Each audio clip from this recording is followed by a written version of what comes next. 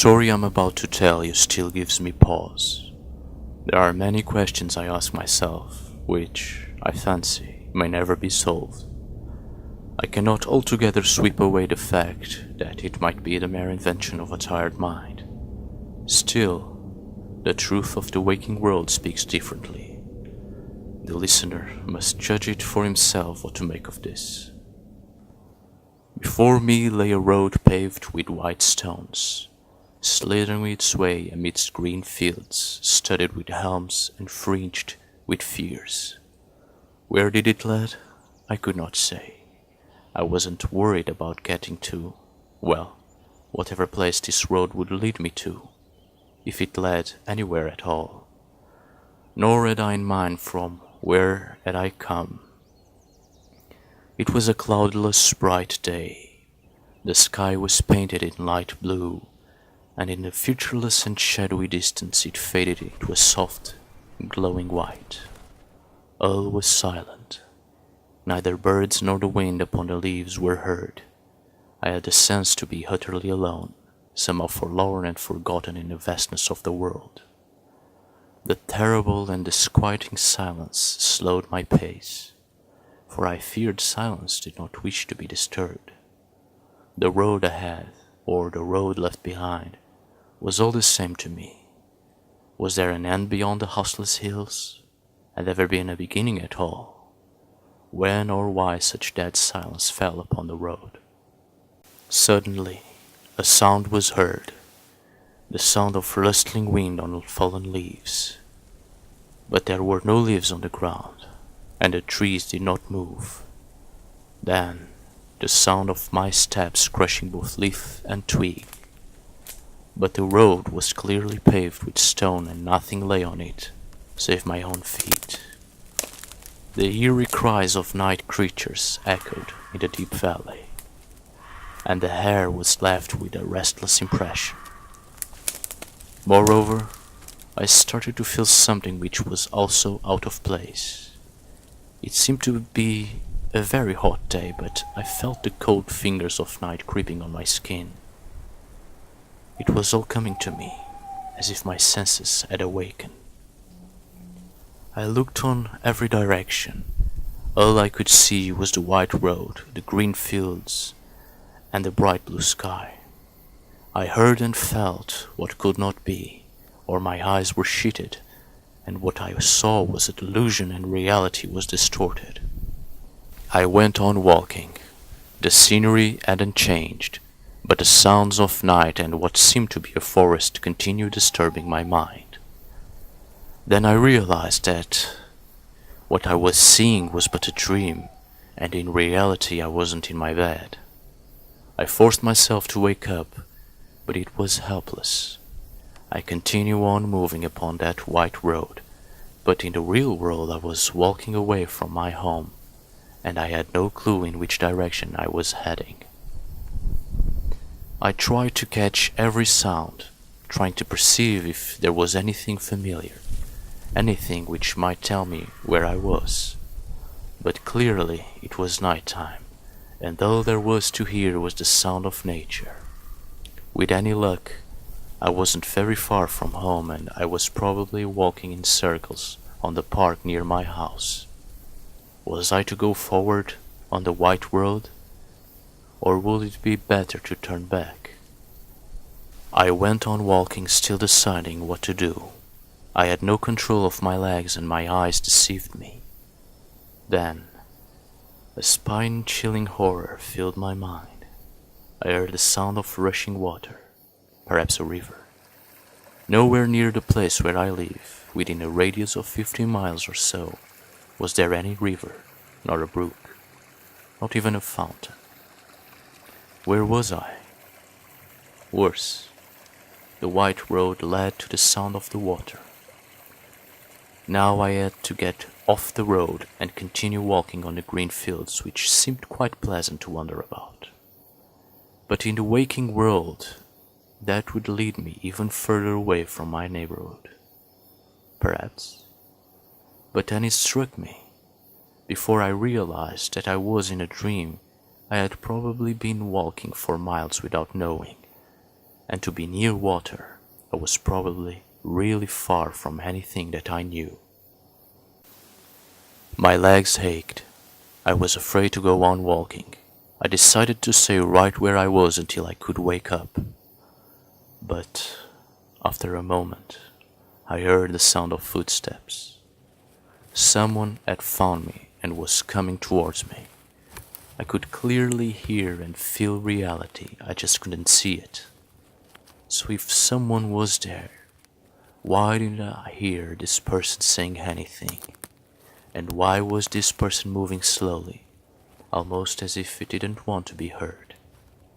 Now I wasn't certain if it was a person at all. There were footsteps, slow and cautious footsteps. Whoever or whatever was there clearly knew my current condition, and I felt an easy prey. It was almost upon me. I looked in the direction of the sound, but all I could see was the white road, the clear blue sky, and the pleasant green fields and trees. Yet, there it was, in front of me. I could feel its presence and unseen eyes staring at me. I heard the sound of heavy breathing. Nearer it sounded, and with each step the being took, its breath became louder and faster. I could distinctly hear a quick hissing breathing, as of someone in strong excitement. Its breath was near my ears. I could even feel in my face the waft of air coming from inside its mouth. From within such mouth I heard a muffled, continuous moan. Without touching me, I realized fingers were coming towards me, wanting to grab me. My skin was cold, and the hair from my arms stood up and sensed that presence, that ghostly touch. The hair behind my neck bristled, and a black fear filled me. I was paralyzed. In my dream, I could not follow the white road, for it led into the sound of water, so I fled to the green fields.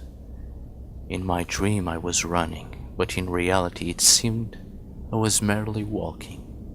My feet were swelling, my knees were breaking, and though I saw a flat green land ahead, in the waking world I was climbing a hill. The ground was slippery. The leaves were covered with sticky water from the humidity of the night. I fell, and my hands on my dreams were upon green, freshly shaven grass. But what I felt was wet dirt, roots, and decaying leaves. The creature did not stood behind watching, unmoving. It followed me. It came running, and it didn't seem to be the sound of feet, but of hooves that chased me. I stumbled and fell many a time, and I rose as fast as I had fallen. The land before me seemed to stretch into the horizon, a land with nothing but grass and trees and a clear blue sky where the sun shone bright.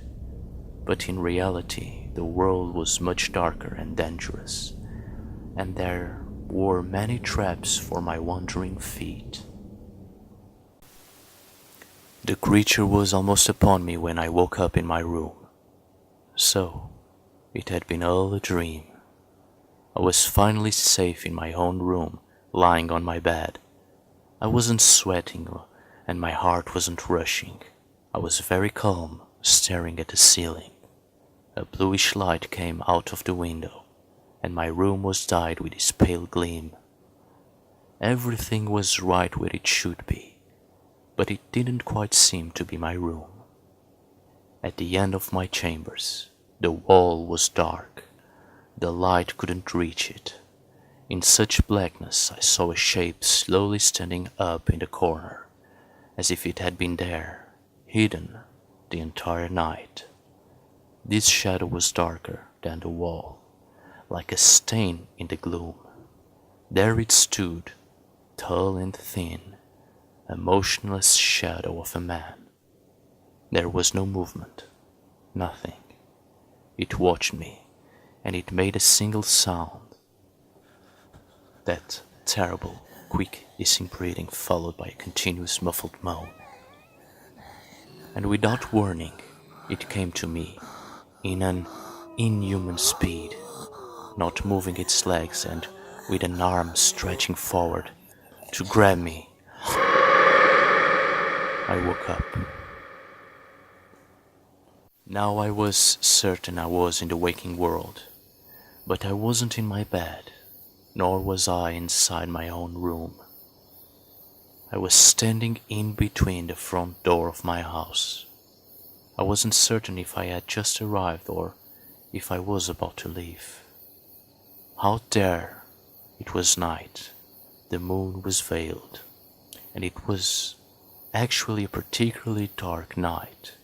Something was watching me in the dark.